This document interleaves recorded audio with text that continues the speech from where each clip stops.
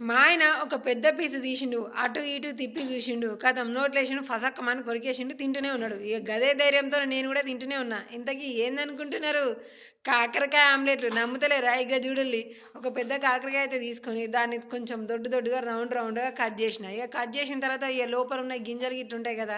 గవన్నీ తీసేసి ఇంతంత దొడ్డుపేసి నీళ్ళనైతే పెట్టేసిన నీళ్ళల్ల. ఇక దాని తర్వాత ఏం చేయాలి? జర వీడియోని మీరు లైక్, షేర్ చేసుకోవాలి. గంతనే. ఇక గిట్ల శుభ్రమైన వాటిని మంచిగా నీళ్ళల్లేసి దాని తర్వాత తీసి జర గాలికి ఆరబెట్టి ఉంచిన. ఇక ఈలోపు గిటు పెనం మీదనైతే గింతంత నెయ్యి ప్యాకెట్ మొత్తం దించేసిన. దాని తర్వాత ఈ కాకరకాయలన్నీ కూడా ఆ నెయ్యి మీద వేసేసిన.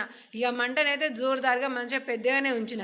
ఇక ఇప్పుడు ఈ కాకరకాయలు ఏం కావాలి? మంచిగా అటు పక్క ఇటు పక్క కాలాలి. గిట్ల నెయ్యిలా కాలినాయి అనుకోండి, అబ్బా కేక్ టేస్ట్ ఉంటుంది తెలుసా.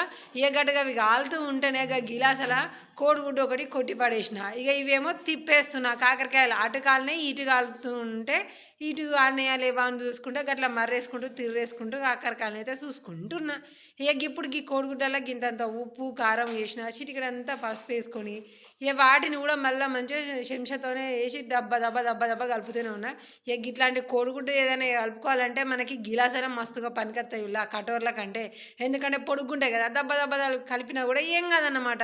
ఇక ఇట్లా కాలిన తర్వాత గదే పెనం మీద ఉన్న కాకరకాయ రౌండ్గా ఉంది కదా, ఆ రౌండ్ మొత్తం కూడా ఈ కోడిగుడ్డుతోని జబర్దస్త్గా నింపేసినాం అన్నమాట. చూడాలి ఎంత మంచిగా నిండిపోతా ఉన్నాయో.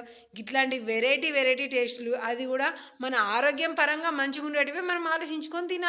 అది మనమే కొత్తగా ఆలోచించుకొని వంటలు చేసుకోవాలి. కానీ ఎవరియో కాపీ కొట్టడం మనకెందుకులా. అట్లాంటి ఐడియాలు మీకు రావాలంటే జర్రంతా మన అకౌంట్ని ఫాలో అయితే మీకు బోల్డ్ బొచ్చడాన్ని కూడా ఐడియాలన్నీ మీకు వచ్చేస్తాయి.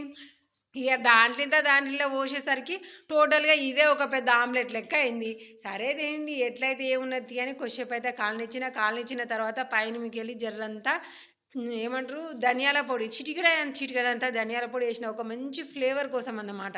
ఇక గిట్ల కూడా కాలిన తర్వాత ఏం చేసినా ఇంకో కొద్దిసేపు ఉంచిన. ఎందుకంటే మరీ హాఫ్ బాయిల్ అంటే మన వల్ల తినడం కాదు. మా ఆయన అంటే అప్పటికే సాల్తీ అని అంటుండు. కానీ ఇక సగం ఉడకబెట్టిన ఉల్లి మన వల్ల కాదురా బాబోయ్ అని కొద్దిసేపు ఉంచిన. ఇక గిదే దానిపైన ఇక మనం ఉల్లిపాయలు వేయలే కదా, పైనుంచి వేస్తే మనకి ఇంకా మంచిగా తింటూ ఉంటే సూపర్ ఉంటాయి అనేసి చిన్నగా తరిమిన ఉల్లిపాయలు వేసేసిన. కంతే కాలిపోయింది. తీసేసినాం. హాల్లోకి వచ్చి కూర్చొని ఇక ఎట్లుంది అట్లుందా ఇట్లుందా అని అయితే ఫస్ట్ అయితే నేనైతే కొంచెం భయపడ్డా. ఏంటంటే కాకరకాయ కదా, నా వల్ల కాలేదు. కానీ వాసన మాత్రం నెయ్యిలో వేయించిన కాకరకాయ గుమ్మలాడిపోతుంది తెలుసా. ఇవి వేసిన తర్వాత మా ఆయన దగ్గరికి పోయి పట్టుకపోతేనే కిందికి మీదికి ఏంది అన్నట్టుగా తిరేసి మరీ చూసిండు. చూడలి ఎంత సూపర్గా ఏదో డెకరేషన్ చేసిన మధ్యలో గ్రీన్ కలర్ అన్నట్టు ఎట్లా కనబడుతుందో. గంతనే ఇక అదే సరాతంతో ఒక భాగం చేసేసినాం.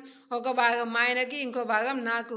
కథం బందోబస్తుగా ఒక దగ్గర కూర్చొని ఓగల తర్వాత ఓగలు ఇక హ్యాపీగా తింటూనే ఉన్నాం. కానీ నెయ్యిలో ఏంపినాం కాబట్టి కాకరకాయ మరీ ఘోరంగా ఇట్లా ఏంది చేదు అనేది లేకుండా సూపర్ టేస్ట్గా ఉంది తెలుసానులా. మరి నా ఐడియా ఎంతమందికి నచ్చింది ఒక్కసారి లైక్తో తెలియజేయండి.